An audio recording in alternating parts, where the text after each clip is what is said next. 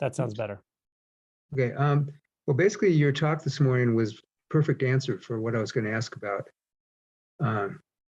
Covered everything. And just kind of funny note, my little brain fart last night was just, it was like a perfect nudge that caused a bunch of things to kind of clarify. And then the sound healing, somehow some more things kind of came together. So pretty much I've got what I was after. Awesome.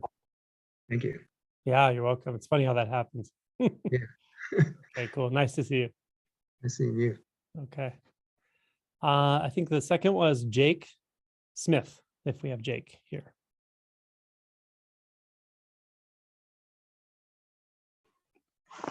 Hello. Yep, there we go. Hey, How's it going? it's good. How are you? Great. Good. Just want to express my gratitude for you and everybody else who's here. It's really special. I've never done anything like this, and so it's really cool. So thank you. Yeah, I'm glad you're here. Yeah, me too. Just like the previous gentleman, I feel like a lot has been answered for my question, but I want to ask the dumb question anyway because they're fun, you know, see where they go. Yeah, Which is this constant. Yeah, thank you. This constant thought of you know, this it's pervasive. It's this I can't do this awakening thing because I won't be able to operate, you know. And that is like that is just like this constant underlying thing. You know, I've done a lot of work with emotions and all that stuff for many years, and so I feel like that is not as painful as it is when I'm doing inquiry now. But then there is this underlying, yeah, but you can't do this because you need to get a job, you're going to have a baby, those kind of things. Life is going to happen and this won't have room for it. Yeah. So that's my question. So sure. Yeah. Yeah. So one of the things that's interesting about this is I don't know, when you said you're going to have a baby, I don't know if that's something that's coming soon or you're planning it in the future or whatever, but it's funny how sometimes when we think that this big responsibility that's coming up or the life changes that are going to add so much to our plate that we're going to have less time to do things and investigate this. But there's something so quirky about this whole process that sometimes the stress or just the massive change of situations like that sometimes is what like pushes us off the edge and we wake up, you know. So it's so unpredictable what conditions and what circumstances in life are going to trigger shifts for us. And it's not always how we think it will play out. So much of this is not always how we think it will play out. And with that said, it's great that you've done a lot of emotion work. It's really fortuitous to have a lot of that done ahead of time because it seems like, you know, if I wake up, then after that, everything is so much easier. And then I could just do the emotion work later, but it's not so much like that. It makes it in a sense more challenging because there's just no distance from things like there used to be. And so having done no emotion work and then having an awakening, especially for people when it comes out of the blue and they haven't even like done any work, don't even expect it to happen. It's really, really challenging for people in those situations, very disorienting. So even if sometimes it's a bit of a slow play with the shift or the insight, having already done a lot of that emotional work in the background is really, really helpful. It really smooths the whole process. So specifically to doubt, what you're referring to is doubt. And it's a little more than a thought. It's not only a thought. It's a little more than a thought, but it's not a lot more. It's a way of interacting with thoughts that is, if we look really close at it, now this isn't particularly, this is something everybody goes through as they sort of approach awakening, let's say, or whatever. But if you look really close at the mechanism of doubt, it sort of disguises concern, or it disguises holding on as the concern for letting go. It's like it seems like, oh well, I don't want to let go because of this or this consideration or that, but but the underlying belief would be in that assumption is that I do want to let go. But if we look really close, there's a part of us that doesn't want to let go, and that's normal. There's a part of us that actually does not want to go completely into the unknown. There's a part of us that wants to keep its bearings and its orientation. And it's simply because it's afraid, not because it has a real reason, because it can't actually know. The part of us, the part of our thought process and so forth that doesn't want to just completely let go, especially early on, it's not like it actually is using correct information. It just doesn't know. It can't see that, right? So the world of thought can't see what's beyond the world of thought. The world of seeming division of thought, and I'm sure you sense that anyway, that the artificial way of the thoughts divide up the world is not really real. But through that paradigm, it's very hard to see what's undivided. In fact, the thoughts themselves can't see it, but you can, or we wouldn't be having this conversation. There's something completely beyond that is operating right here. That's looking through your eyes right now. And that's what's driving this whole thing for you, for all of us. And that's the beauty of this, that the doubt itself really doesn't have nearly as much power as it thinks it does, or as it would seem that it does. It's a little bit like background noise. But it is a bit of an area that we can kind of hold on to if we don't see really clearly what our actual motivations are, and that there is a sort of competing agenda there in the thoughts. The thoughts always have competing agendas. That's the world they live in. There's always, I want this, but I don't want it that way. I want it like this, and I want it for that reason, but I also want that, and these things aren't compatible. So in the mind, it's like you can only have one thing maybe, but then you have to leave everything else out. But to realization, it's like, oh my God, everything is already here. There's no need to want anything at all. So they kind of live in two different worlds in a sense of perception. So just really seeing into that can really help. Like, okay, well, let's follow that doubt down farther and actually feel into where is it coming from, or let's take it to its logical conclusion, right? Like, do I really think I have the power to keep myself awake or asleep right now? Like, or is that just some random thought that sort of says that, and then my attention's moving to it, and then it comes again and my attention moves to it again. So if you really feel into it, you might actually see that it doesn't have nearly the power it seems to, or you can sort of deconstruct it logically. That can be an approach, actually, if you really want to go after it, and just see that even a single doubt is just something that's staring into the abyss and just going, I don't like that. I don't know what that is, but I don't like it. And you can't know what it is. Like that part of yourself that collects information and data, it just can't know what's in the abyss. It can't. No one can. No, that part of us cannot do that, because it looks at the world and then tries to divide it, which is impossible, but it works for its own system. So it can never, when it's staring into the abyss, it just can't know what's there. It can't know what that means to it. So it makes up scary stories. It gets confused or disoriented sometimes. Just see that. Just see that that's just how it is, and it's fine. But you don't need its permission to step off that edge either. It's not about that. It doesn't matter how those thoughts are aligned in any given moment, the moment of the shift or awakening or whatever.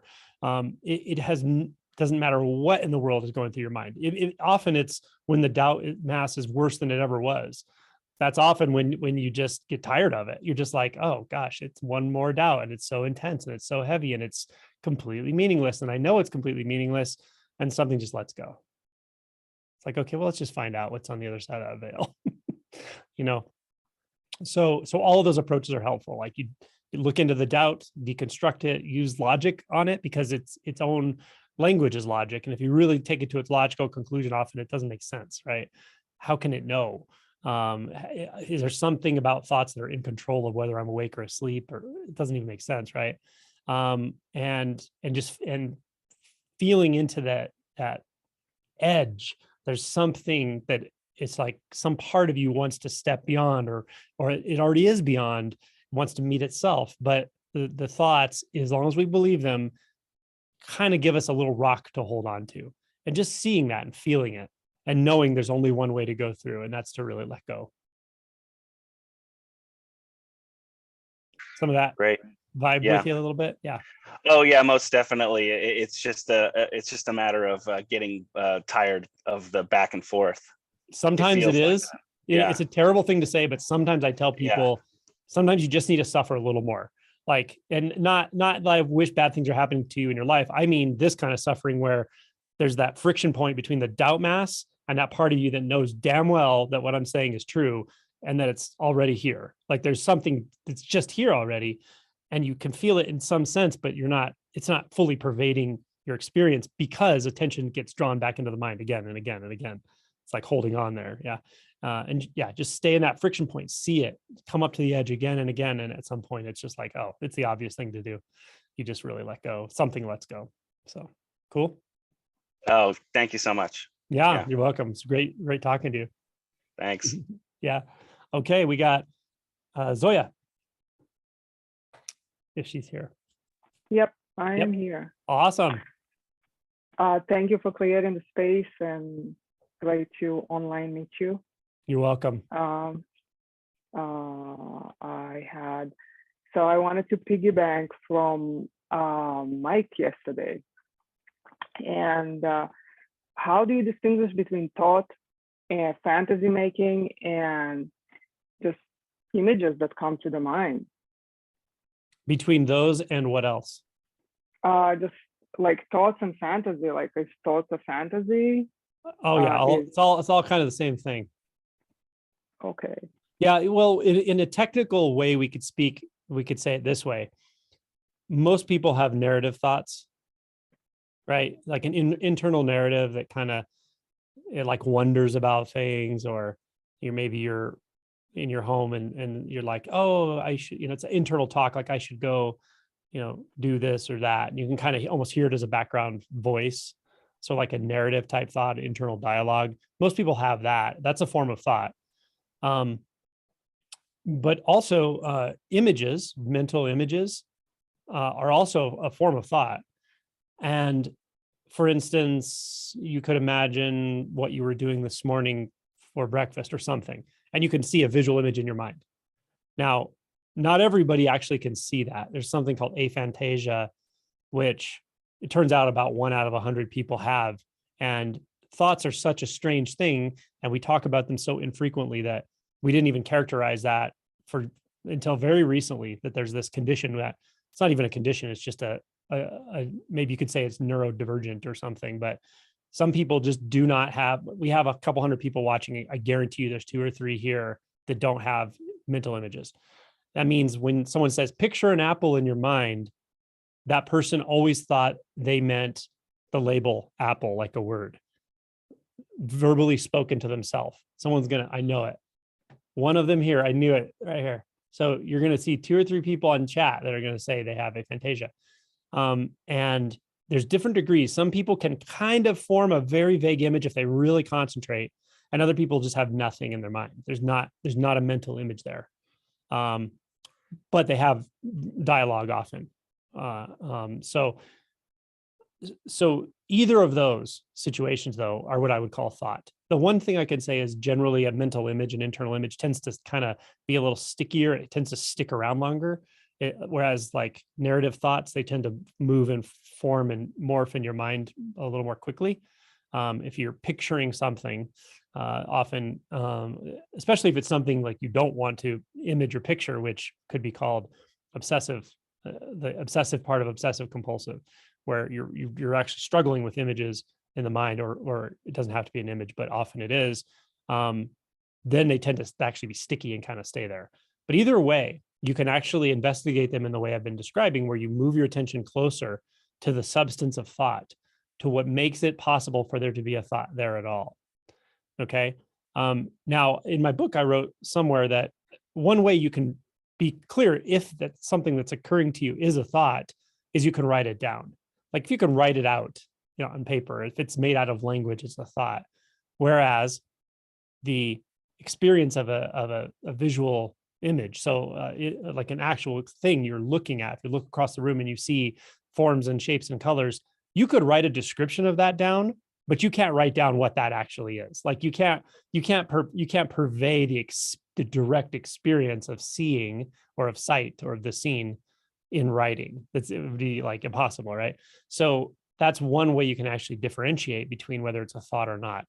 Now, when we really see what a thought is and what a thought isn't, it's very striking as this goes deeper, how much of the world we think we live in is thought, actually, is interpretation. And it's not always literal narrative thoughts running through the mind. It's actually the mind's perceptual filtering system structured by beliefs that are partially unconscious. And sometimes we have to dig to find those beliefs. And good examples of that are if you're in an emotionally triggering situation, what do I believe about this, right? My partner really made me mad today, and why, right? Well, what do I believe about them? Well, I believe that they, I don't know, want to start an argument with me for no reason or something. Oh, wow, I actually have that belief. I'm reacting out of that belief. So we can actually inquire in and dig in to find beliefs if we have a sort of quiet mind, or we're not completely aware of our dialogue internally. But the other area in which this tends to come up as like a bit of confusion, or people will ask me often, I don't know if I can trust my experience because I can't tell if it's a thought or it's my actual experience. And I say, the part of you that's wondering that is the thought. The experience is just there. It's very simple. And at first it's very quiet in a sense. Your direct experience or natural experience, it's not that striking because it's just sort of there. In a sense, it's in the background.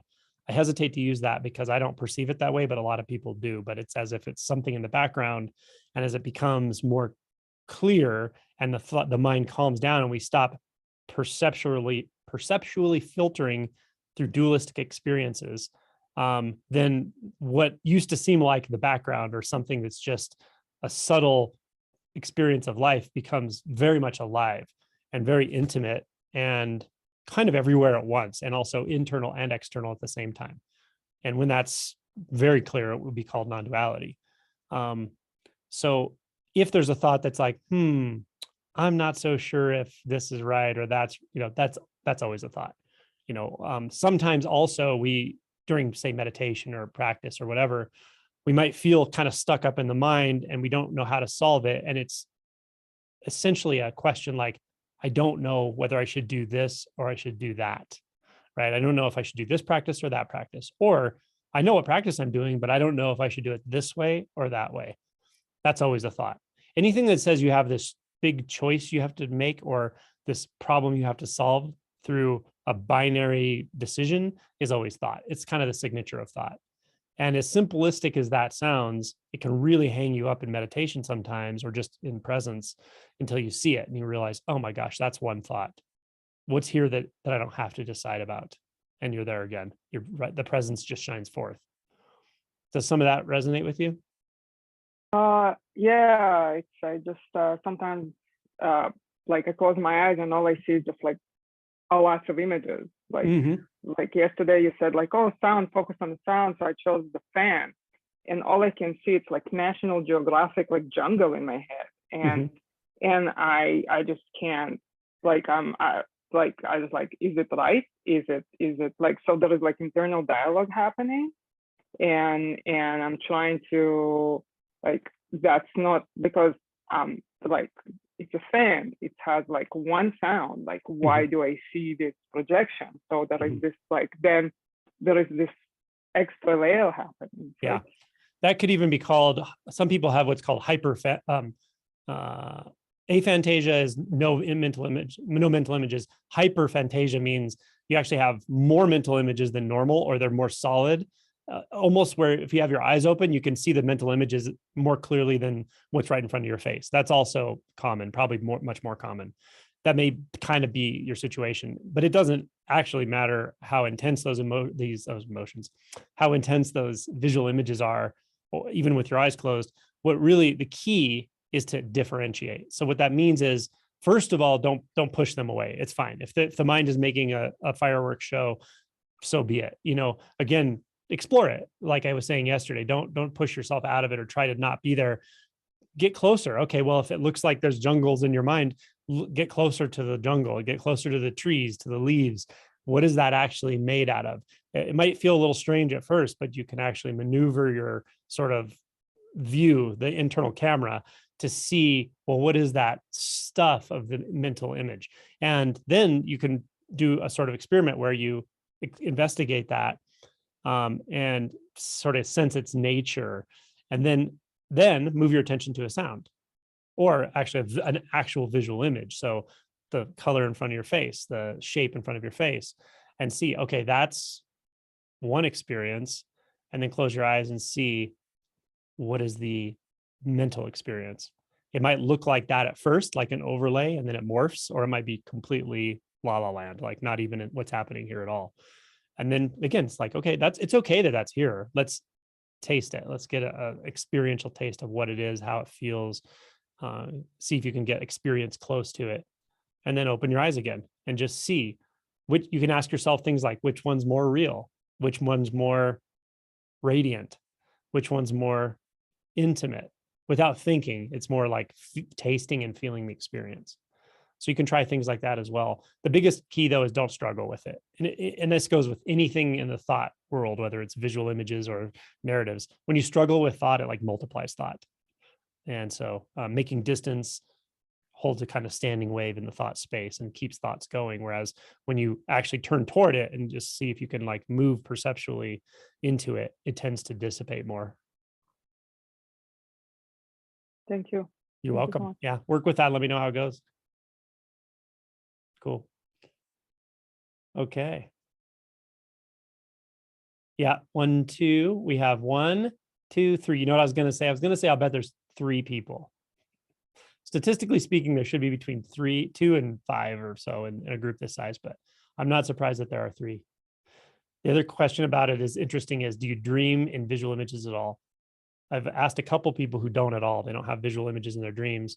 One said that that's the only time they have visual images when they're dreaming, and they're pretty vivid. Another person I talked to said when he did ayahuasca, which apparently is a common thing to cause a lot of visual images and hallucinations, he said he didn't have anything like that. It was more like intense auditory stuff, but didn't have any visual experience with that. So, okay, number 4 is Razi. If we have that person here. Hi. Hey, Hi, Angelo. did I say your name right? Yes, Razi, thank you. Perfect. Okay. So I have 2 questions. One is related to the emotional work that you've covered has been very helpful. And the other question is sort of anatomy of reality, sort of a decision making that I keep getting stuck over and over. It's just kind of like it just feel like I'm in a loop in life. Mhm. I don't know to combine them, or if I could just give you a context on it, on how to Yeah, approach it. whatever. Just riff on it and see what comes. Yeah, so I started on this journey some time back, over 20 years ago. I stumbled upon a quote, sort of the Sufi path, that, God wanted to experience himself. Mm. And then, so here we are, and God's experiencing himself through us. And somehow that just resonated with me. And it was like a beautiful curiosity and enthusiasm. And, I happened to find a teacher where I happen to live, and it's really just going deep in it. And it was really heart opening. And then life events happened, and I got into a relationship with somebody, and those things, and then my mom didn't approve, and my culture stuff, and I got confused on trying to make my mom happy, trying to make the person I'm with happy. What I wanted was irrelevant, just trying to make other people happy in my life. And I forgot who I am and what I wanted. And I just seemed to appear to spend the next 20 years of my life trying to get out of this emotional, this feel like a rat on you described it where like an animal in a cage. Mhm. But I have this orientation for a week awakening, even all through these 20 plus years. Like, I will let everything go in my life, but I will not let this go. And so at my work, like I had a company, I had people working for me. While I'm at work, I'm thinking about I should be doing something else. And then when I'm doing something else, I think I should be working. And then I had a belief that if I really get successful in my life, I'll get distracted and I won't get awakening. Mm. So I don't want to get too successful at work. I don't want to get too happy in my work, sort of a belief. Yeah. And it's it hasn't served me very well. And I've been at it for so long, I can see some of where I keep getting stumbled, the same potholes I keep falling in. Yeah. And then with relationship, well, I don't know if she's the right one. It's not. Then I got married recently. Mhm. Now I'm married, and I'm like, oh, did I screw up? Did I screw up? Did I do this? And now I was living with my parents. And now I'm living with my wife, and I'm like, oh, I should be with my parents. They need me. Yeah. And so it just seemed like I have no satisfaction and fulfillment for it's been 20 years. I've been living like this. Yeah. And I've done different kind of work, and the consistent theme that keeps coming up, doubt. Yeah. I don't know, and I'm guilty of whatever I do. I feel guilty about that. Reactivity. And one of the things that keeps coming up when I ask you anatomy of reality is, how do I know what's the right thing to do? Like, I'm looking for external validation to tell me what to do. And one last thing I'll tell you, I came 10 plus years ago, this sense of just non-duality, I will say, for lack of a better word. I was walking on the street, just connected, beautiful, wrote poetry. I didn't need anybody to tell me anything, but now I'm like, I don't feel connected to who I am. It's just all in the head. Mhm. On what I should do. I try to make my wife happy, try to make my mother happy, try to make my brother happy, work-wise, or I should do this, or it's all intellectual and it's bouncing back and forth, and I'm so exhausted, Yeah. And so, sorry, I just spoke a lot, but it's just a lot of pain, and that enthusiasm for knowing who I am is there, but it seems like I'm on a path of I just so much pain, like I just want to get out of not feeling pain anymore. Versus it was so much love, enthusiasm, and curiosity. Now it's like, oh, I just don't want to hurt anymore. Sure. Yeah. And that the last thing you said, that I don't want to hurt anymore. That's I think that's what really starts this process out for most people in one form or another is the suffering. It's the suffering and the curiosity. And sometimes you get it, you have an experience, you get a freebie, and then you're like, oh, okay, that gives you a different yardstick of what's possible in this lifetime, right?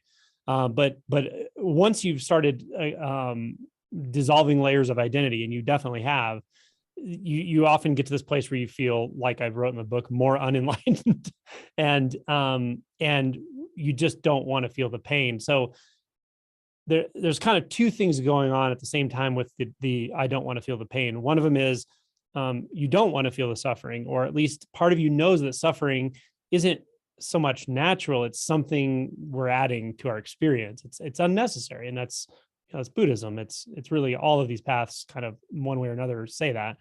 But the other part of it is conditioned, and the conditioned part of us, of everyone, there is a pandemic of emotional repression among human beings, period. And anyone who wakes up deep enough knows this. They feel it, they see it, they live it. It's all over the place. There's worlds of identities and distractions and social media outlets and all this constructed just to give us a constant distraction to not recognize how much emotion we've repressed. And that is the case. That is the human condition for now. So you are a very heart-based person, very heart open. Or at least you have the potential to be very, very heart open, no doubt about it. And that means you feel the pain of the world. You feel this is in one sense, you could say at one level, it's the movement of the bodhisattva. You can't not feel the pain of the world. And there's this thing about the bodhisattva vows in Buddhism and stuff, and that's great. But I often say, be careful what you ask for. Like, do you really want to feel the pain of the world and not be able to feel the pain of the world? Right. So the only way through for you is the big one, is completely dissolving all the boundaries, because you're not the kind of guy who's going to learn not to feel pain of other people. You can't ignore it. You can't, right? You can learn sometimes better coping mechanisms if you're in relationships that have bad boundaries. You can learn good boundaries. There are practical things, and you may need some of that, but in a lot of the stuff about boundaries is good communication. When you talked about your motivations in life and what's important to you, it's very obvious to me and everyone who listened to this what's important to you. And I think that's awesome. That's why we're here. that's why I come and talk about this stuff, because I love bumping into 200 people who, the one thing that was the most important thing to me my whole life, and I met almost no one who was like that. Now I talked to 200 people who are like that. So you're in good company in this group, but fat lot of good that does you when you go back to the day to day. And some people may be interested in this kind of thing, and other people are very much interested in totally not interacting with it, or talking about it or anything. Now, it doesn't mean you have to talk about it yourself. It doesn't mean you have to necessarily share that part of yourself, but even energetically, there's something you feel, right? So back to boundaries, a big part of boundaries, especially with close, emotionally connected relationships, is you really got to find that place where you can, you have the ability in the relationship to talk really honestly, specifically about this, about what's the most important thing to you. And talk about it in a way that is non-threatening, maybe to tell your partner, like, hey, this is something you really have to know about me. It's important. And it's just, it's not even a choice I have. I can't choose for this not to be important to me. It just is. It's a huge part of my life, and it drives my life. And that doesn't mean it's the only aspect of my life, but it is the prominent aspect of my life.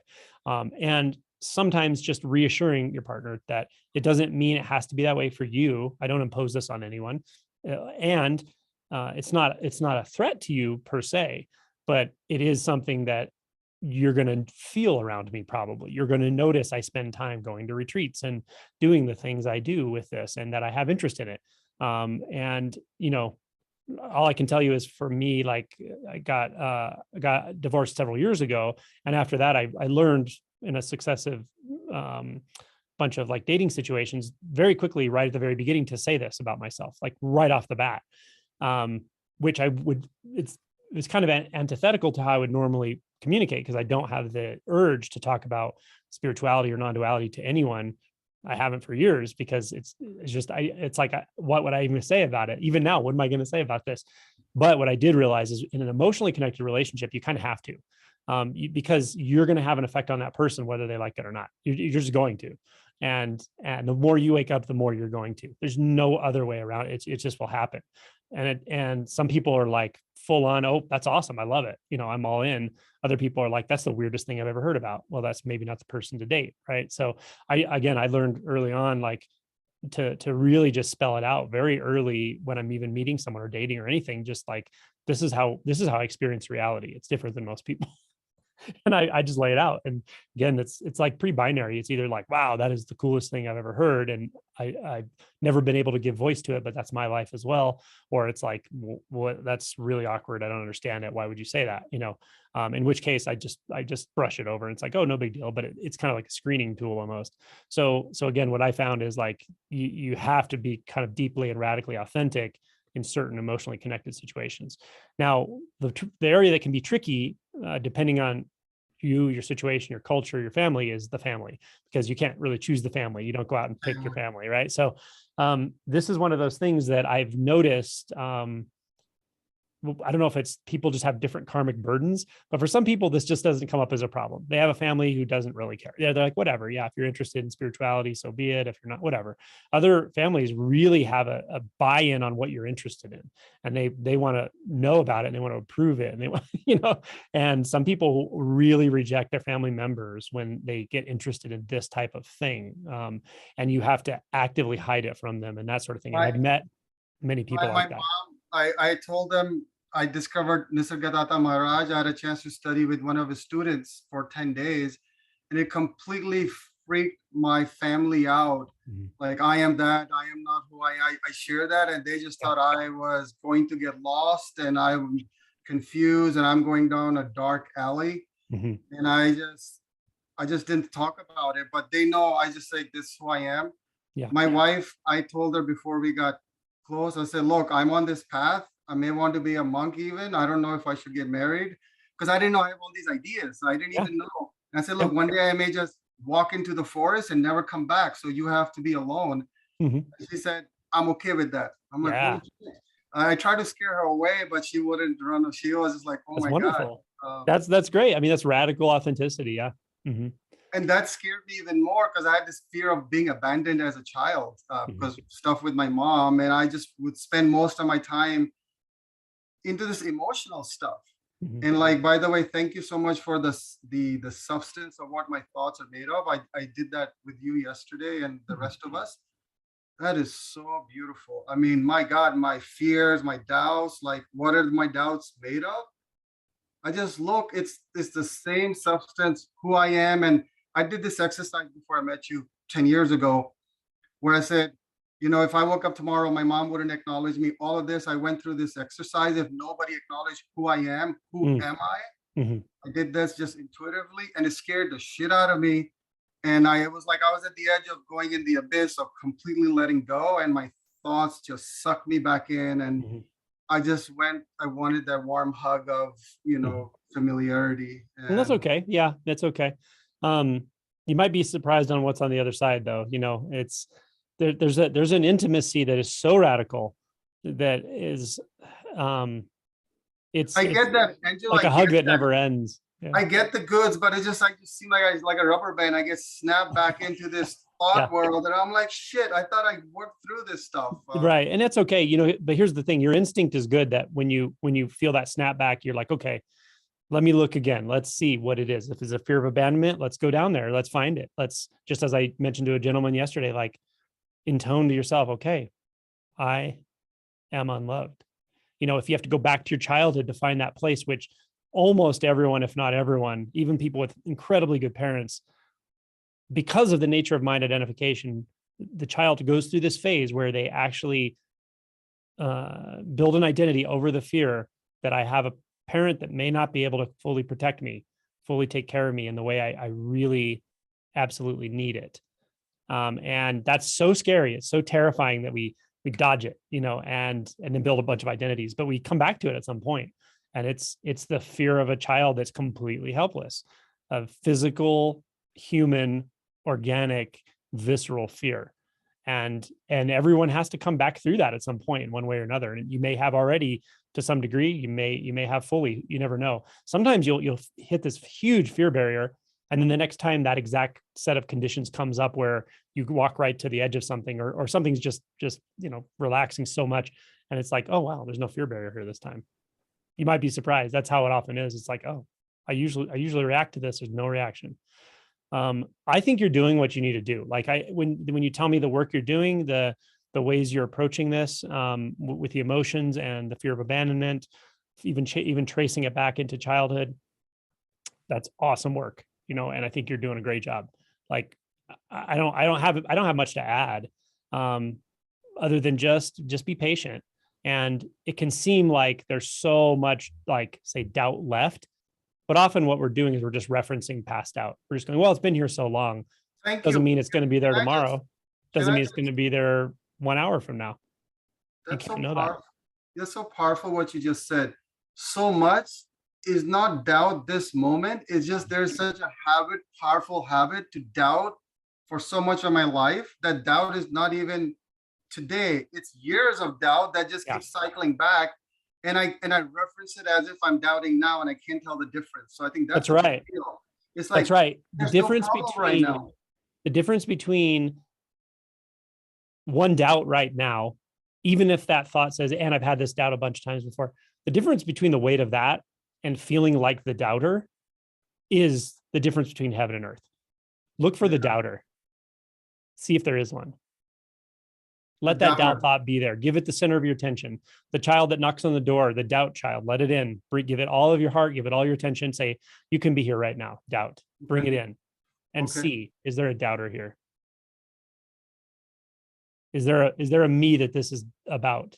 Or is this just No, an energy moving through that maybe my parents had and their parents had and and maybe all of humanity shares this doubt because they do. Yeah. that's so powerful what you said. It made a shift because I used to reference it as thought or beliefs, but when you said it's just energy passing through, Mhm. that just felt so light. This is just energy. It's That's all just this is. energy passing through. It's nothing to do. There's nothing to fix. There's Yeah. no. It's just energy passing through. Yeah. Unconditional love is hands off. It's hands off and fully willing to feel. Hands off, but no distance. That's unconditional love. It works for everything.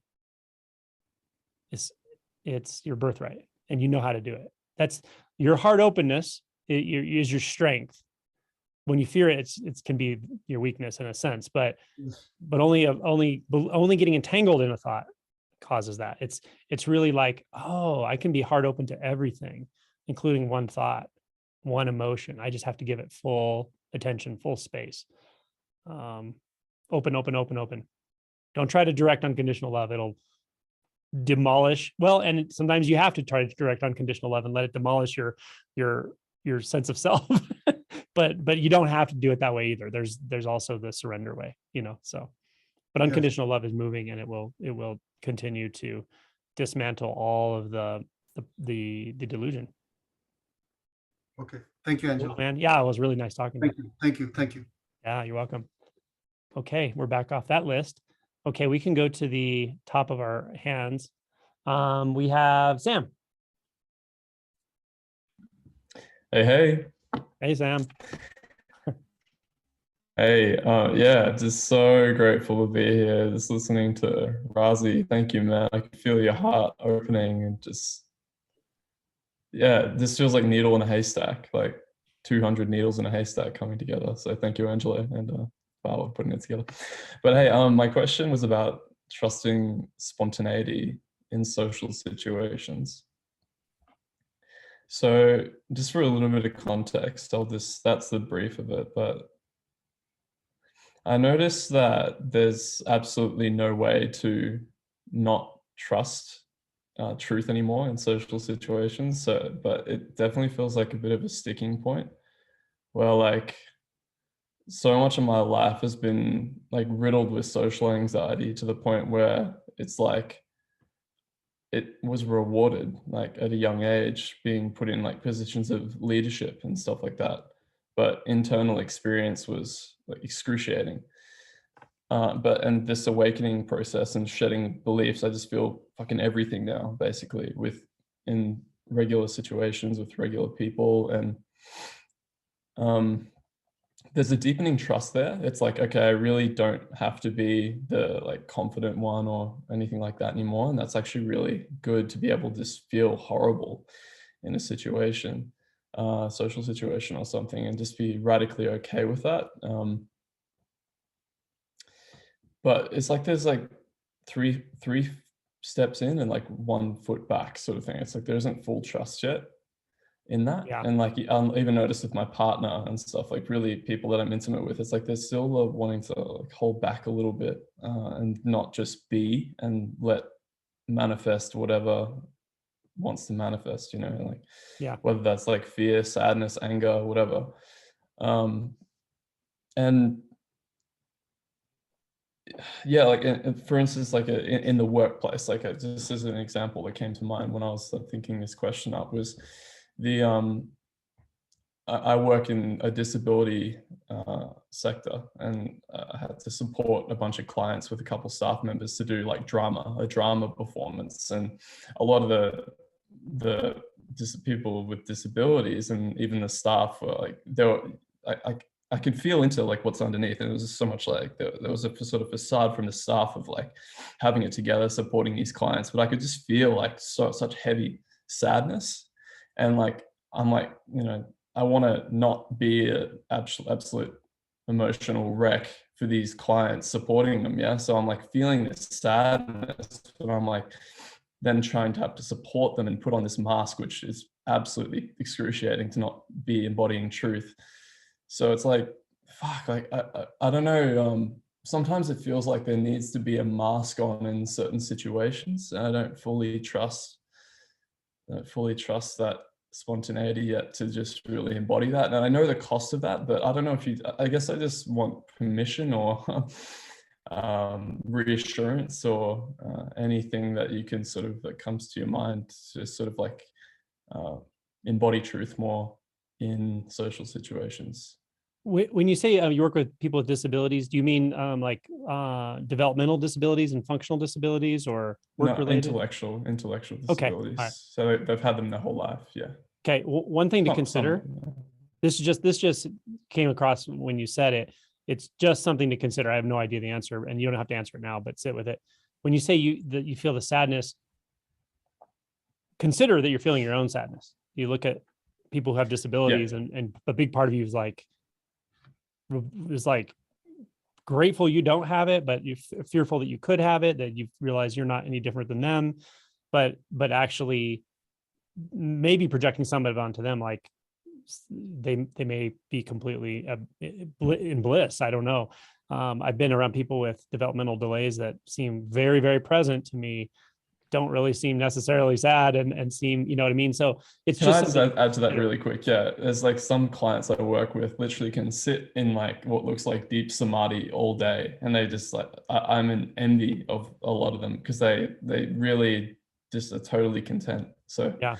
And the awareness of blame is an important piece that I am constantly considering too. But you know what, yeah, I'll give you an interesting story. So when I was in medical school, I did my psychiatric rotation at a state psychiatric hospital at a maximum security ward. So this was like criminally insane people in one sense, but it was complex. There was different reasons people were there, but there was one gentleman who had schizophrenia, and he had like really he was psychotic at the moment. He was in psychosis.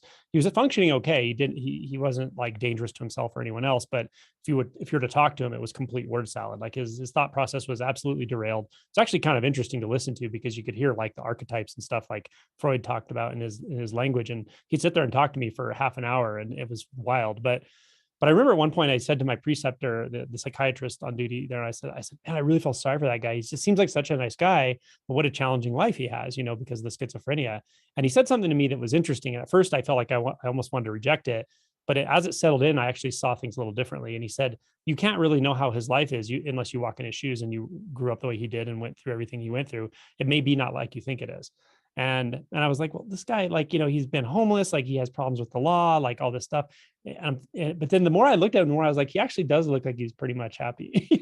he's in peace. He seems totally fine, you know? And I'm like, and then I realized like, oh, I'm projecting my own fear of what psychosis would mean to me in my life and what I would not have in my life, which would be none of my life if I actually was schizophrenic, probably in the way he was at least. And my life would look very different. And it was about me.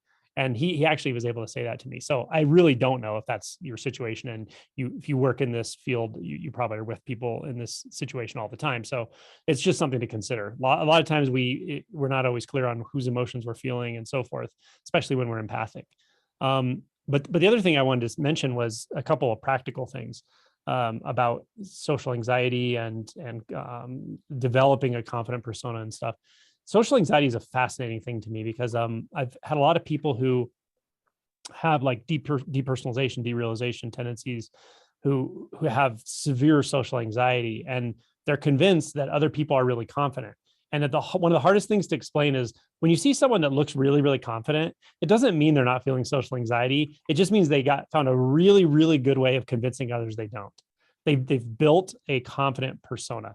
There are people who are naturally confident, that they really genuinely are relaxed in the environment, and you can feel that it comes through as more like love or something. But there's also this, we can build and design this way of interacting with people that we come across as the confident one, right? It can be a survival instinct. You can learn it through books. You can learn it through being in sales industries. There's a lot of ways to construct that. But rightly so, at some point with this process, you don't get to hold on to that anymore. You have to find a way to interact and interface with people in a more direct, honest, vulnerable way, actually more and more. And just practical considerations, because I can totally relate to what you're talking about with this for sure. Practical considerations are considering. So one part of what we often build into our personality when we learned to have a confident or a leadership persona or something is that we actually start to subtly realize we can sort of control an environment in a certain way through confidence. Let's say some people do this through comedy, like people who are really, really funny. I've met people who are performance people, and they that's their career, that's their life, is comedy and stuff. And they've almost universally said, and I think even Seinfeld, I saw in an interview say this, but they actually use that to control environments. If you can get people laughing, you're in control. They can't hurt you, right? So seeing that there's actually control mechanisms behind this stuff is important, whether it's just confidence, whether it's leadership or a position you have in a workplace, or whether it's you're really good at making people laugh, whatever it is, seeing that, oh, okay, there's actually a degree of control there. But the underlying belief of that is I actually have to, even if it's in a good way, control other people's experience, meaning I have to give them a good experience so that they're comfortable, so that they're happy. And there's a sort of management to that. And you may not be the only one doing it either. There's in environments, there's often multiple people doing that, and they're doing it in a sort of cohesive way where they're creating this agreed upon social environment, right? This happens in workplaces a lot. And seeing that built into doing that is this thing where you almost have an expectation of yourself that it's my job to make sure those people are comfortable. It's my job to make sure that they're this and that. But you can relinquish all of that and realize that you don't have to do anything. You just don't have any of those responsibilities. And then sometimes it comes to this place where you're a little more reticent or a little more, sometimes almost maybe slightly withdrawn or just neutral.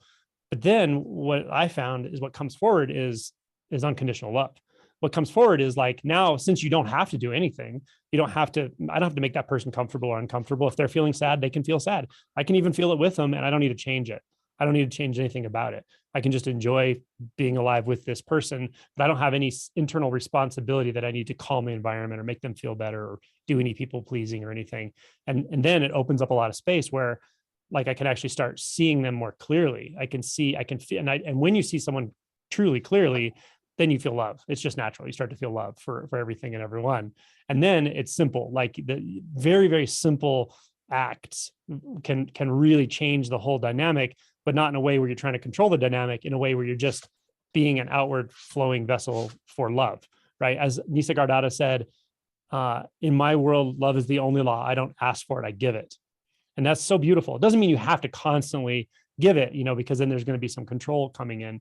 But a simple thing like if someone's uncomfortable, if someone in your environment's uncomfortable, anxious, etc., and many people are in social situations already, a simple thing like touching them on the shoulder can make a huge difference in a simple way. Like as you walk past, if you know the person, if you walk past them or you say hi to them, but just physical contact, sometimes it really just sends a message to someone that just says you're okay. And sometimes when people are in these environments and there's a lot of social anxiety bubbling under the surface, all they really want to do is feel okay. They don't know how to do it. Maybe they're using gossip to try to feel okay, or talk or whatever it is. But really, they just want to feel relaxed like everybody else does. And then when you see that and you can feel that and you love that person, then simple things like just enjoying them for who they are, enjoying reality at whatever level they're enjoying it at, without having to try to deepen it into some spiritual thing or anything like that. That becomes more the practice, I would say. It's a wonderful practice that no matter who I bump into, there's always that wonderful challenge of like, how can I meet them so completely, so absolutely that there's no sense of anything hanging back from it, observing this situation in any way at all. And it feels like love flowing outward, right? Is that possible in every situation? Well, let's find out. Every day you're encountering situation after situation where you might find opportunities to do that. So can you feel into that at all? Yeah, definitely. Thank you so much. And this seems like the like really surrendering to whatever comes up, and then that sort of breeds a natural love from Yeah. there. Yeah. And always look relatability. for something where you're giving yourself a responsibility to like calm an environment, or we don't realize we're doing this, but we might actually be doing it. This may not be you at all, but a specific group of people who grew up in abusive environments, they often become hyper vigilant to other people around them, and they become soothers. Like you try to soothe people, soothe situations, because you actually had to do that as a child for survival instinct. You were hyper vigilant to the parent because their emotions and their moods were so unpredictable that you had to pay very close attention for the cues that their moods were going to shift. And you learned to be a pleaser and stuff like that. This may not be you at all, but anyone listening to this, it may relate to them. And especially if you've grown up in environments where parents are verbally abusive, emotionally abusive, or just unpredictable, then you tend to do this stuff as well. When you just relinquish your need to control an environment in any way at all, even through pleasing or being nice or agreeable, it can be uncomfortable at first because you feel like you should be doing something, but you don't have to do anything. Just let the environment be what it is. It can take care of itself. And then over time, something else starts moving through. So cool. Okay. Will. Hey, Angelo. Hey. I feel very blessed to be here. Me too. And my question may have been answered, but there's in a roundabout way, but there's so many hands that I'm going to take my moment, because I feel like if I don't ask a question now, I may not get another chance in this lifetime. There's so many hands. This morning when you spoke about, I loved when you talked about like having no agenda, having no pre-plan on what you were going to say, and just trusting the moment. And I'm the complete opposite. Everything has to be controlled. I've probably gone over what I'm going to say here a couple of hundred times since lunchtime. And the first time I went over, you know, I didn't need to go over it any more than once, or probably not at all. I just feel stuck. I've been on this path a couple of years. The embodiment part, like when I sit now in meditation, a lot of times when I get really relaxed, my body will shake, my face starts twitching, and I'm fine with that. I'm fine with that. I had an experience a couple of weeks ago working with a teacher. I hold a lot in my neck, it seems. It's very stuck. There's a lot of anger and rage in my belly, and it seems to be connected up here. And I was able to go into it up here. It seems I feel very vulnerable in this place. So when I was working with this teacher, I went into it, it started breaking up. And then there was a spot here, it felt like a void, like a hole, like an empty space, and very scary, very scary. It felt like there was no energy. It was just like an abyss. And I went into that, and I started like retching. I started retching. And I had a bucket here, and I felt very safe. I felt very safe and very loved. So for the whole 50 minutes, pretty much, because I feel like it's progress. So for the whole 50 minutes, I was like sitting, going into this, then retching for a couple of minutes, coming back, sitting. And it was very uncomfortable. And if there was a camera in the corner, people would have thought I'd lost the plot. But I felt good. It felt good. It felt good. So this is not even what I want to talk about at all. So I'm just saying this because doing all this stuff and the shaking and the tremor and whatever, I feel like off the cushion that nothing has changed, that I'm so stuck up in my head. And I'll be really quick, just the two things, and both of them have been touched upon, but my fantasy life since I was a child is like, I'm just lost in fantasy all the time. And I've said it to other teachers and stuff, and they kind of seem to dismiss it as like, well, we all daydream, we're all, just get back to the present. But it's nonstop.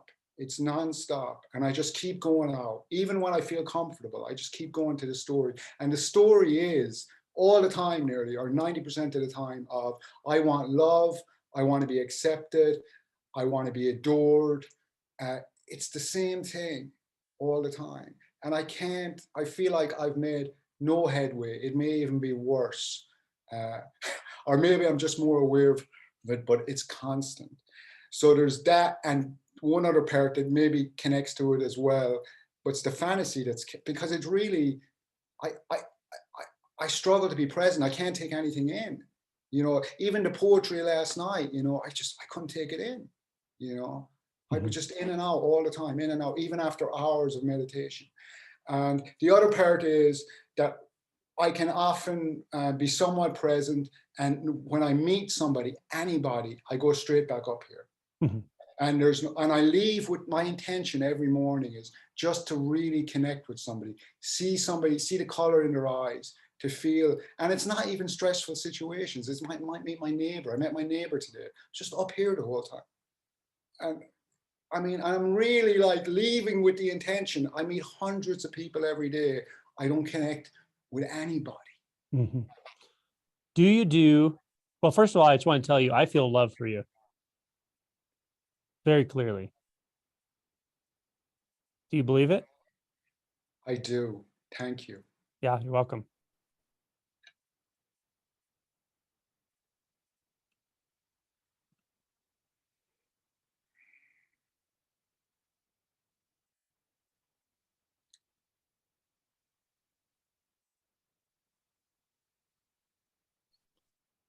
One suggestion I have for you would be do some relational activity in groups, perhaps if you could find a circling group, or but a good one. You know, you may have to shop a little bit. They have online groups, they have in-person groups, some eye gazing, things like that. Sometimes these very simple, organic and physical ways of reconnecting, reteaching ourselves to connect with humans can be, you know, everything in your mind might tell you not to do this, by the way, because the part of us that wants things a certain way, wants to connect, and the fact that you feel it so up here, it also sort of wants to stay up here too. It wants what it wants, but it wants it in a certain way that may not be fully congruent, because the real connection has got to be down here. And you're doing the work. I can tell by the way you described. It may feel like nothing is budging, but when you're doing that kind of work, like I could feel you going through that. That's amazing work. And sometimes you got to do that, go through that a few times, and then all of a sudden things outwardly will shift and will change. So this work that you're doing with whomever you're doing it with, and the emotion work, the work around here, that is not for naught. It is valuable work. It really is. And sometimes it's just, you got to keep making those deposits and the withdrawal comes later. I don't know why. It's non-linear, but it's very valuable. But in addition, you might consider some kind of relational activities, finding a group of people. And again, you may have to shop around until you find a group of people that you feel truly authentic with, where you can talk to them where you're not in your head. Like, can you talk to me right now without being in your head? Yeah, and actually just listening to you and not being in my head is big progress. And as you were talking, I could feel from my neck all the way down here, I felt like a wall. Good. Keep eye contact with me as you talk. Yeah, it just felt a wall, just like a pushing out. Do you feel how different your body feels now, and the pace of your speech? Yeah, I feel much more connected to Yes. everything. To everything, exactly. To the ground. Yeah. To everything. Everything, absolutely. So you can do this. You have this capacity for sure. But you can't wait for someone to give you permission, like someone out there, because as I was talking to Sam before, there's a rampant fear of interaction among people out there. And you're a very, very authentic guy. That's the thing. So you're looking for an extremely authentic interaction so that you can sort of give yourself permission to move this way. And you can get to the point where you can bring others into that kind of authenticity with you. But it can take some practice and so forth. But I would look for, in relationships, friendships, acquaintances that are teacher or student is great. Like if you're working on video with someone and so forth, or in person, but even a sort of neutral relationship where you're just friends, someone else who really just wants to practice authentic communicating, body-centered, present communicating, even if it's nonsense that you're talking about in that moment. It's got to be real. The kind of thing where you don't open your mouth until you're actually ready to say something real. You know, if you get up in your head and you're like, okay, I'm not going to say that. I'm going to let my attention come back into the body, however it feels, whatever it feels. I may be feeling sadness. I may be feeling anger, but I'm going to be congruent and honest when I open my mouth with this person. And this person understands, of course, if I feel anger, I feel anger. I would say, where is it? You know, let's explore it. So you can find people, groups of people, or a one-on-one interaction, a good friend, where you can just literally practice authentic communicating. to just show yourself how possible it actually is. You know, you might have to get online and look at meetup groups or who knows, but I promise you, there's 200 people here. I'm sure many of them would be more than happy to just do that.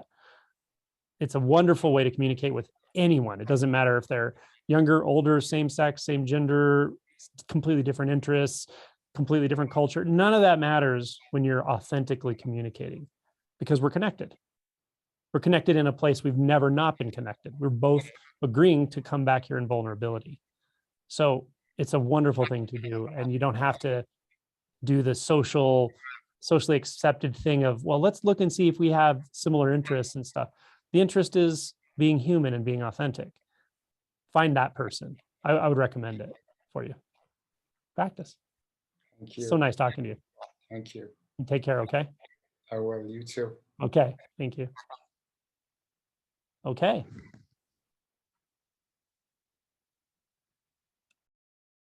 Sabrina.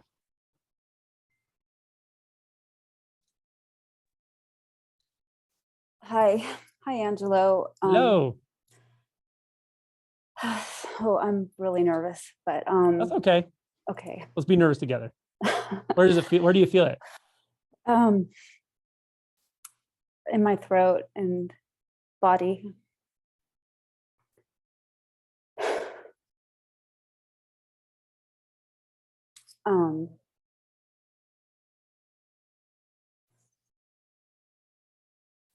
So I feel like I'm one of those crazy people who's like trying to be able to fit into this kind of world. And I didn't know I was going to be like this. That's okay. So Perfectly okay. Yeah.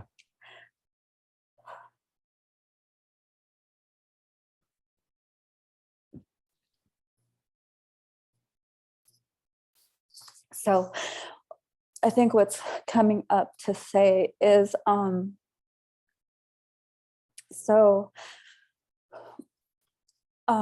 there's just a lot of thoughts coming up. So I'm just going to try to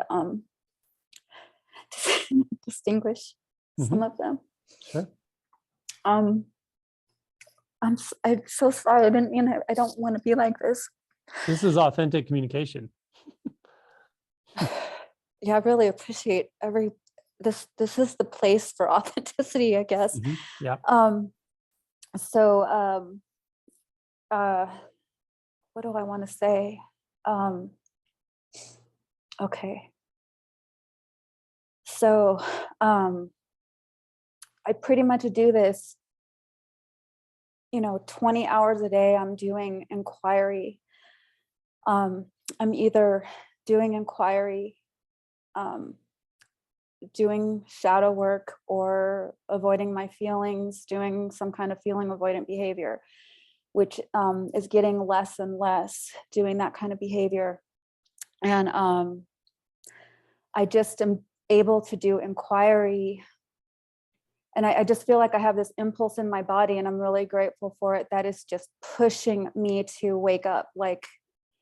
And yet I have all this trauma that is being pushed up simultaneously, that I'm doing the shadow work hours every day to just so that I can not do the self-destructive behaviors that are the feeling avoidant. But it's working. What I'm doing is working. And so I think I maybe might see if there's any help that could be. I don't know what's going to come from this, but so what's happening a lot is, in every single thing I'm noticing, is there's this neutrality that's starting to be present everywhere all the time, even if I'm in a reactive state. And like I can come out of the reactive state more, and then I have these, and then what will happen is I'll go back into this deep reactive state that is you know, where like I'll have a day or two that I'll have this this presence with everything. But I'm sorry, I'm bouncing around. So the presence thing is what I would like to explore. So what's happening with the inquiry is, so like right now, I can see and feel like, I feel, of course, the emotions and the shaking and stuff.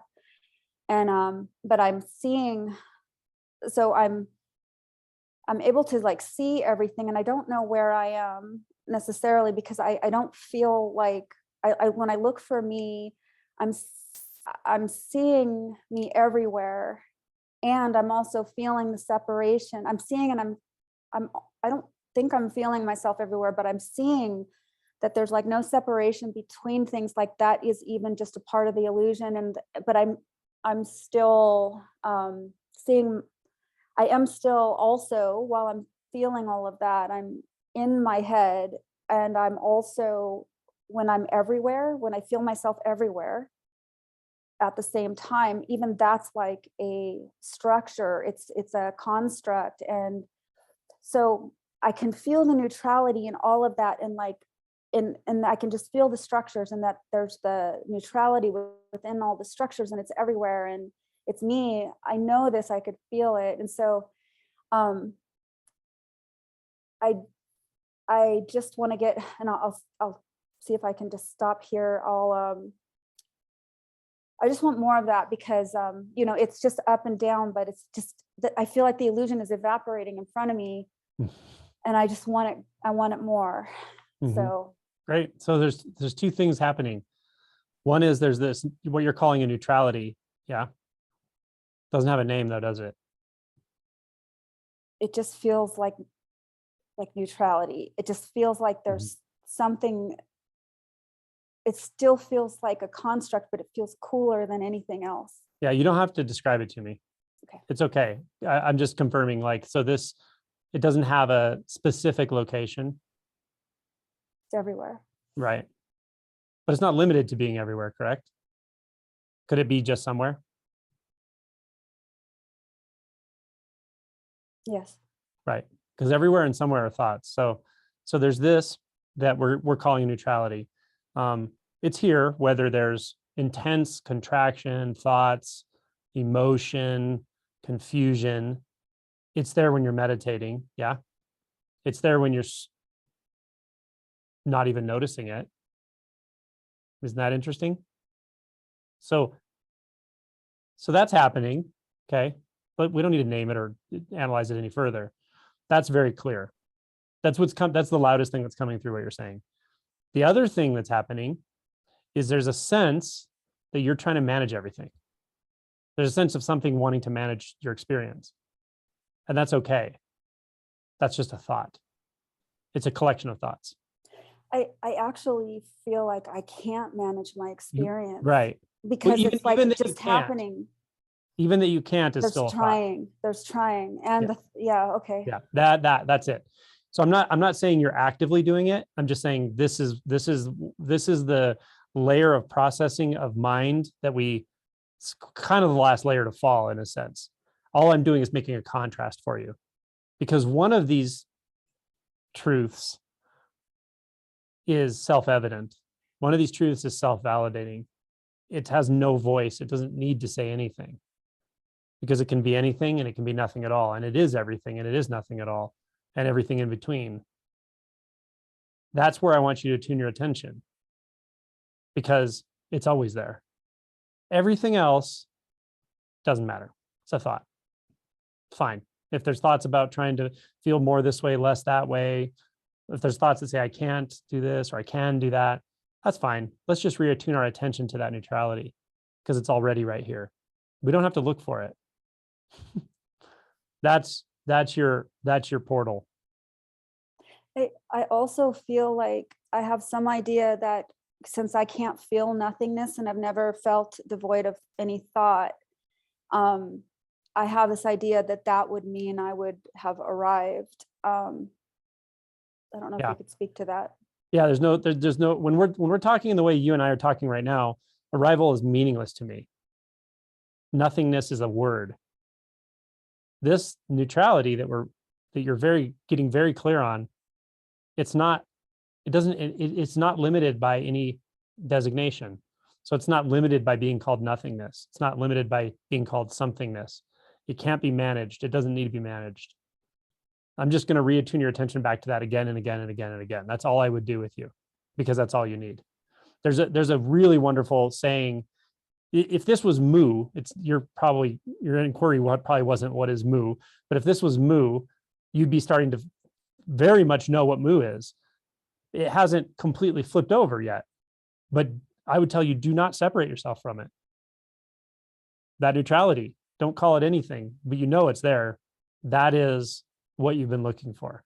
It's, of course, always here. You can't look for what's already here. That's the conundrum. But there's a wonderful description in the Muman Khan about mu, where it says, it will start to feel like a red hot iron ball you can neither spit out nor swallow.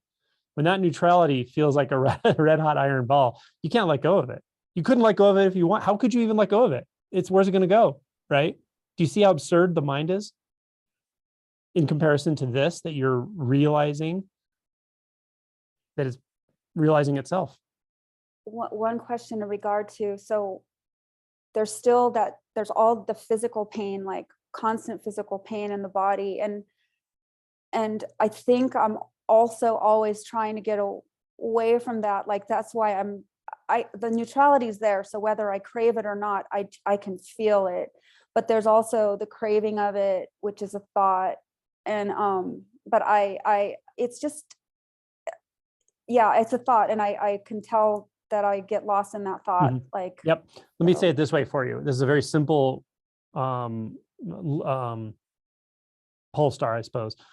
You can't go out of that pain you're calling your life. You can't decide to just go out of that, but you can go into the neutrality. That's all I can tell you. You're at this place where I can't add. You're right that you're holding it in your hand, and I'm saying it's in your hand. You don't that even that you can see now, even the doubts are really pretty flimsy. They might come frequently, that doesn't matter.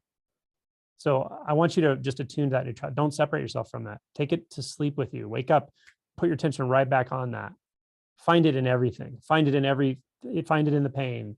Find it in the thoughts. It's because it's there. Yeah. Let Yeah. it start on fire. Like you can go deeper into this for sure. yeah, Okay. yeah, you're right. You found the most precious thing in the universe.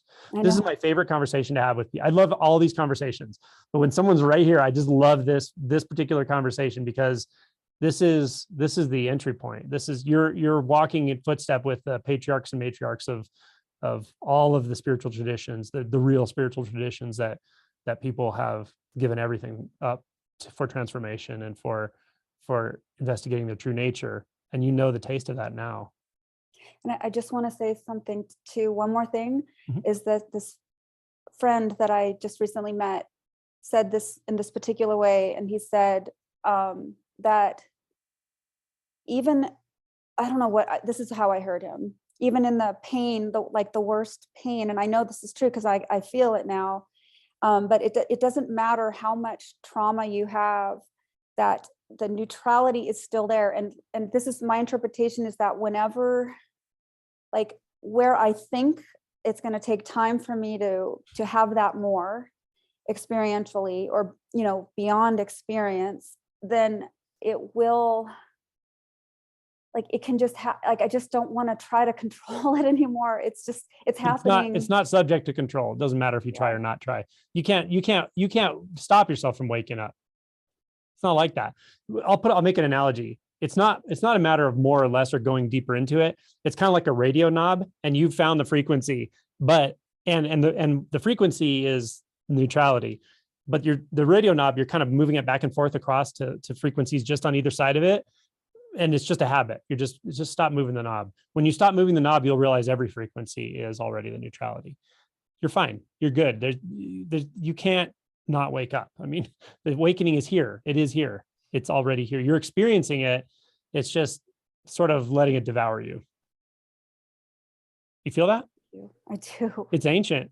This goes beyond your lifetime. It goes beyond all of our lifetimes.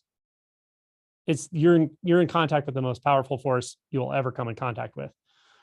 And it's showing itself as the simplest, subtlest neutrality. Isn't that something? It's not what you thought it would be, is it? That's what it is, though. Stay there, okay? Cool. Right on. Okay. Fabian. Hi. Hi. Cool that we have the time, but I will try to be quick since there's lots of hands and you answered already a lot of questions that I tried to put into concise form. But what is left for me is that I have glimpses that may be comparable to what you said with the foreshadowing of stuff. And I get the impression that my mind is trying to acquire stuff. So I have, for example, yesterday I was considering how my whole life, everything that I consider I is a thought. So by logical conclusion, the I must be a thought as well. And when I had this insight, I touched something, but immediately afterwards, there was this is also a thought. And it was immediately lost. So I had the feeling of touching something, but also the feeling of not touching it really, if that makes sense. So I guess my question is, like, I feel like I'm on this edge to the abyss for a while now. And I looked into it and I got every now and then I get a glimpse out of it. But I don't really know how to, I have the passion, I want to feel, I want to experience the truth, but I don't know how to cross this edge. And you answered some of this already earlier, but yeah, especially this mind acquiring the insight and overshadowing the experience. Like I get on the edge of the experience, but I can't really get into it and the mind already takes it over. It has and that's happening with inquiry as well. Yeah, it has this feel to it sometimes where it's like you're reaching for the next vine and you have just enough vine through your whatever your technique or your inquiry that's walked you to the edge. You have just enough vine to reach the next one. Angelo, yes. You're about 6 minutes. Okay.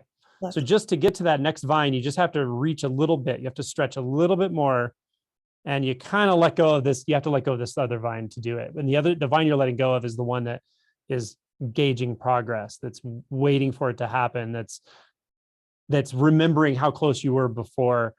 All of, again, it's that those thoughts are kind of they're actually kind of the fear of really letting go disguised as interest in letting go.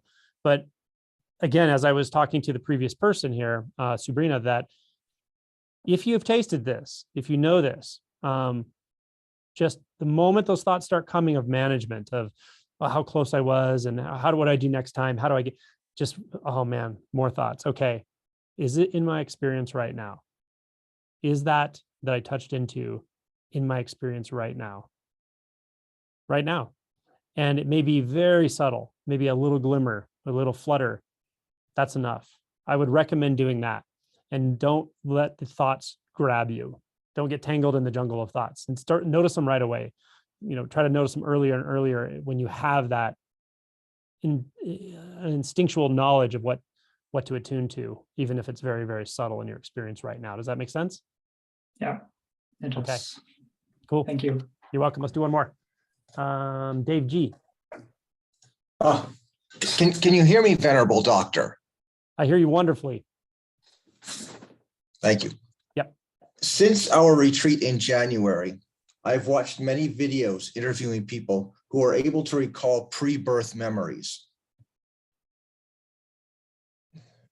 Many are able to recall their time in the heaven realm before their current birth, in which they enjoy a period of love and bliss while conferring with light beings to choose their next lifetime.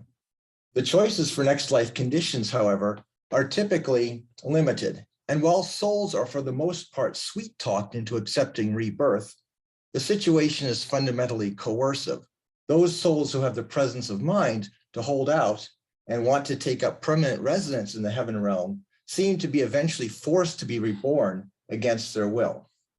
I was born with a severe disability and other defects. I have no pre-birth or past life memories to explain why I took or was forced to take this current birth. And as I've gotten older, I've noticed how generally screwed up this world is and how exhausting is the conflict and bad behavior generally exhibited by the human race, ranging from car horn honking to large-scale warfare. So I see the possibility of resisting further rebirth as the biggest selling point for this enlightenment path, or at least to hold out for a next rebirth free from significant disability and hardship. I cling to the hope that the Buddha's teachings are true and that awakening or deeper realization will, in fact, give me enough spiritual stature to be able to resist the coercion of the light beings and refuse future rebirths. Would natural meditation or noting, practiced diligently, work as well as the frustrating and tedious self-inquiry to achieve awakening? I welcome any comments you may have on these topics. Okay. Great questions. Your fundamental, your observation that there's a fundamental tendency toward causing suffering among humans, to ourselves and to others. That observation is the one I share for sure. It's why I do this. It's heartbreaking and heart-wrenching how much suffering goes on and how much, we could say, unnecessary suffering goes on. That is what put me on this path, let's say, in this lifetime. It is what is really why I do this. And one time we had a sesshin, which is a week-long retreat, Zen retreat. And at the end, it had the flavor of just a lot of heavy suffering, a lot of heavy emotion. Everyone in the retreat felt it. And I remember at the end that the Zen teacher, my Zen teacher, gave a talk, and he said something to the degree, something to the effect of, you may feel at times like you are adrift in an ocean of suffering. And what you could possibly bring to this now, even through your own relinquishment and your own willingness to feel your own suffering this week or this moment or this retreat, feels like literally a drop in the ocean. You could conclude, why in the world would what's the point? And he said, even if you don't perceive it, what you're doing matters. It really matters. And it makes a difference. It makes a difference in ways you won't always see. Sometimes you will, but for the most part, you may not even notice the difference that you make when you perpetuate the act of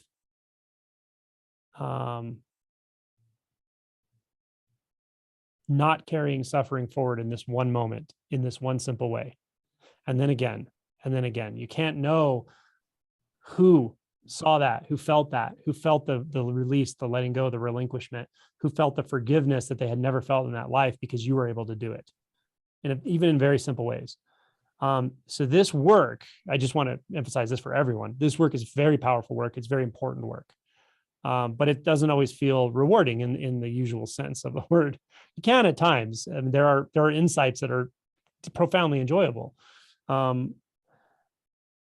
But so much of this is really heavy work, can be very painful at times, disorienting, confusing, forces us to face things we may not want to look at, like, did I really choose to come into this life with this situation, whatever it is? I mean, everyone has different situations, but I've encountered people with some of the most horrendous conditions in this life, the most terrible abuse, neglect, very challenging physical disabilities, all these things. And you go, would I choose that? Why would I choose? So asking these very profound fundamental questions is not comfortable, but I think it can be valuable. The willingness to just face that, to do that, to go one step deeper, to let go just a little bit more, actually does matter. And I think the deeper the realization goes, the clearer it is how that works. The more you feel it, in the environment, in the local environment, energetically. And so so what you're doing, what everyone here is doing is profoundly meaningful, in my opinion, the best thing you can be doing with your life energy. Really, it doesn't mean it's the only thing I think you should be doing. There are wonderful ways to express ourselves artistically and otherwise, nurturing other beings, protecting others, having families, loving, all of it is wonderful. But this, to me, is the really the best thing you can do for selflessness, for unconditional love. So I want to say that. It's very interesting with the Buddhist doctrine and the reincarnation thing. Past lives is something I don't talk about a lot, but I have experienced things like that. And I would call it something more like all possible events simultaneously occurring. It's just a matter of conditions, whether they express or not. So it doesn't feel so much like the past. It's more like a parallel experience, but that's just an interpretation ultimately. I think it is important to see Buddhism or the suttas in the context of where they came from, which was out of the Hindu tradition, where it was not just believed, it was assumed to be absolutely true that reincarnation exists. Of course it does. And so in the suttas, there's mentions of reincarnation and rebirth and the end of rebirth ultimately. And the description of that with dissolving or breaking the fetters. Whether that's literally true, it's very hard for me to say.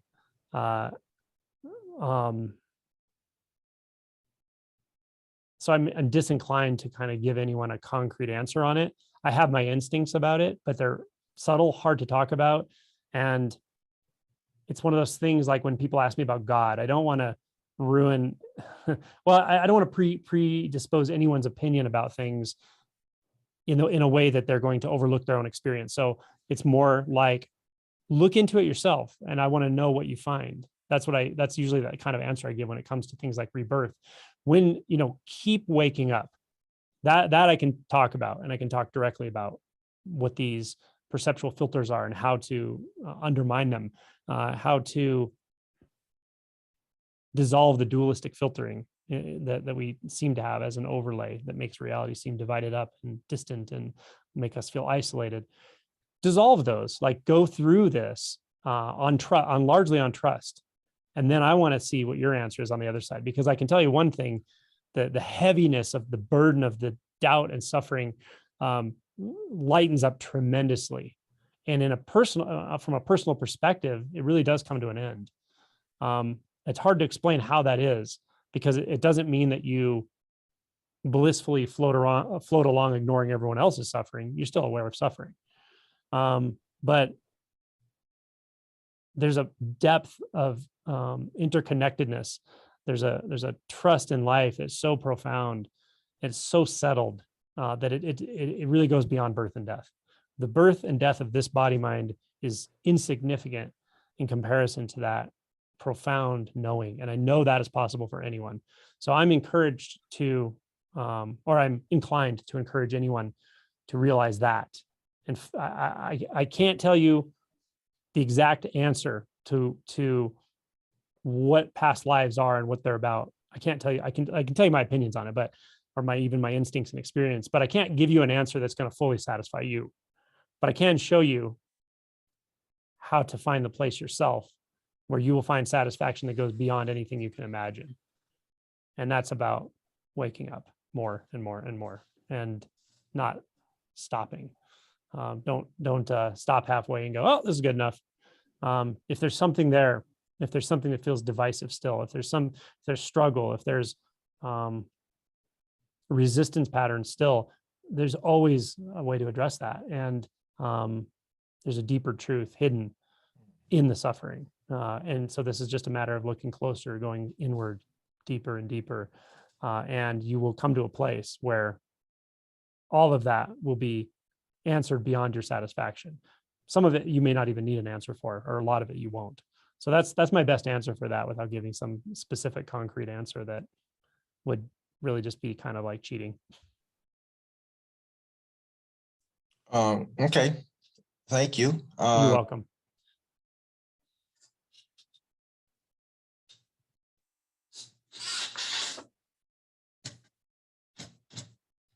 Anything else?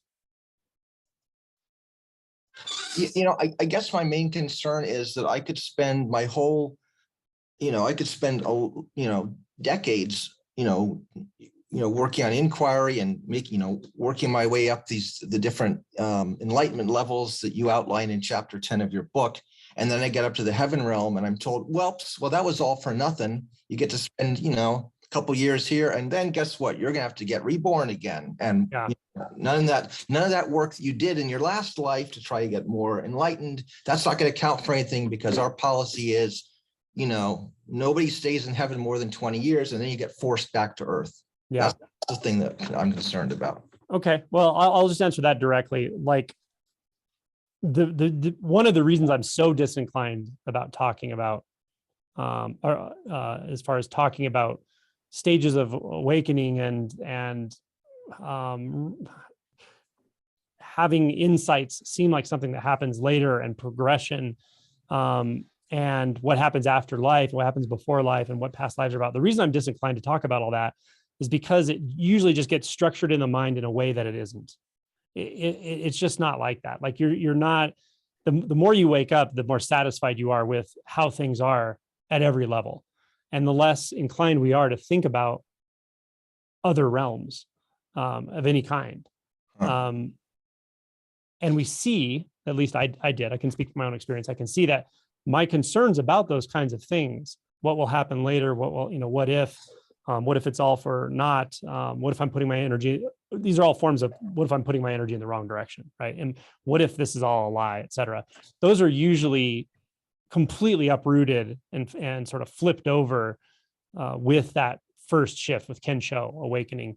The book 3 Pillars of Zen has a chapter with several enlightenment accounts, and these are householders. These are people who are like a Japanese businessman, and he describes what it was like going through Kensho, and he is laughing like a madman, pounding his feet on the ground at night, sitting on his bed. And he's saying, you didn't deceive me. You didn't deceive me. You didn't deceive me. He's ecstatic at how surprised he is at the relief that everything is actually fundamentally okay. And when you see that, then the concern with the mental processes that try to put things in a way they can understand them, in a way that satisfies them, we realize like all of that was really, in a sense, not happening. But it's not that it wasn't happening. It's just the way we were trying to put reality together with the mind was continuing to divide it. And that's what's fundamentally uncomfortable and unsettling. For instance, dividing it into heaven and hell, past and future, this life, next life, my life, your life, in a very specific way. Let me say it this way: in a conventional way that you don't need to overlook that. Of course, you have your challenges. I have mine. We all have different sets of circumstances. But when you realize the other side of things, and you have to realize the other side of things for this process to play out, then that relative doesn't feel so real. It's not that it's not real at all. It's just that it's our mind has a completely unbalanced view of reality. When you see the other side of reality, when you experience and wake up to the other side of reality, suddenly the relative is so softened. It's like, wow, it doesn't really matter what realm I'm in. It doesn't really matter what the circumstances and conditions are, because there's something here that's so profoundly and fundamentally okay. That's when the perspective really shifts. Your perspective on reality, on life, on yourself, shifts in a way that is so surprising, because it's a fundamental knowing of okayness.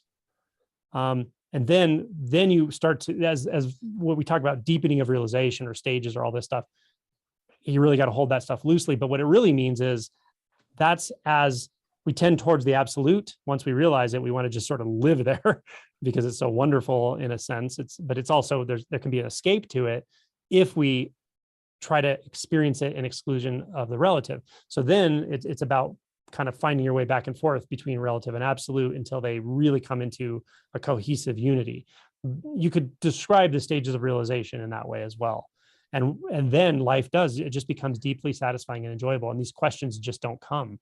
You have a very deep instinctual trust in the way everything moves, and a knowledge that goes so far beyond intellectual knowledge, that you won't have those concerns.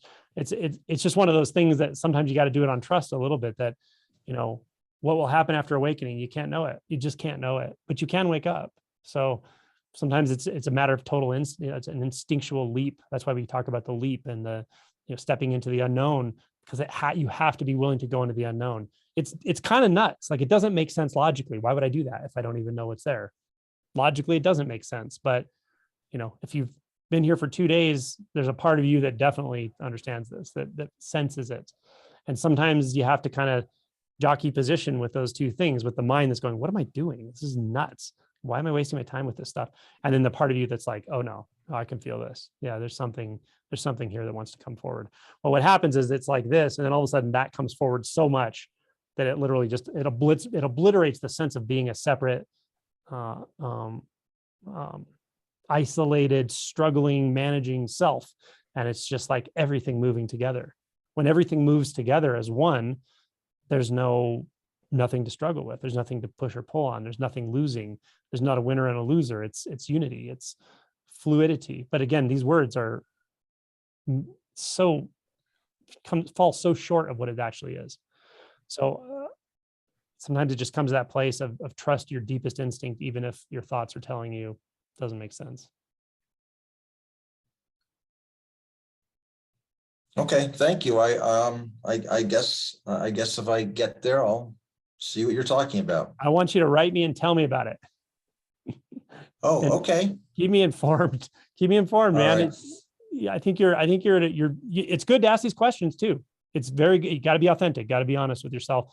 Look at the fears, look at the concerns, look at the real world concerns about what we're spending our time on. And I trust life, or I trust, let's say, the Dharma to come forward for you. Because I know a person can't do this, in a sense. The mind identified person can't wake up beyond itself. It's got its own set of rules that it's stuck in. But there is something that does come forward. And I just can't tell you when and how it happens, but it does. And attuning to it, trusting it, inquiry, these kinds of things really do till the soil for it. So Okay. nice talking to you, Dave. Thank you so much. You're welcome. Okay, well, we've run out of time. What to do about, I'll take a screenshot of this. So when we do question and answer tomorrow. I have a list, Ange. Oh, you do? Thank you. So Yep. tomorrow we'll go through these and we'll try to start with the people who have not asked a question yet, and then we'll get to the others. So also, if anyone wants to write the questions down on the Google Doc, I can kind of look over those, and if there's several that are similar, I can sometimes work those into my talk in the morning as well, and I'll look at those this evening. So we will see everyone in a little while. Thank you so much. Thank you. I got to end the session so that I can get the video rendering. And then I'll start.